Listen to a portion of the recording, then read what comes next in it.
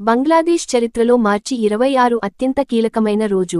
1971లో ఇదే రోజున షేక్ ముజిబుర్ రెహమాన్ ప్రకటించిన స్వాతంత్ర్య గళం ఒక కొత్త దేశ ఆవిర్భావానికి నాంది పలికింది. ఈ చారిత్రక ఘట్టానికి సంబంధించి కొన్ని ముఖ్యమైన అంశాలు.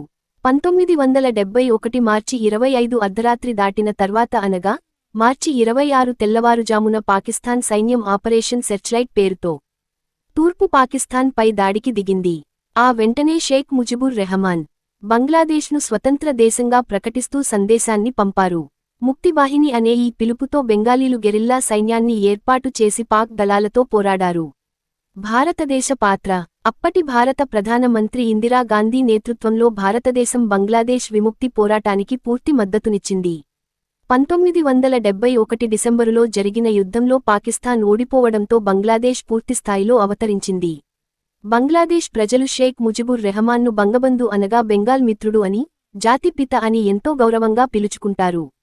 నేడు బంగ్లాదేశ్ తన 55వ స్వాతంత్ర్య దినోత్సవాన్ని ఘనంగా జరుపుకుంటోంది.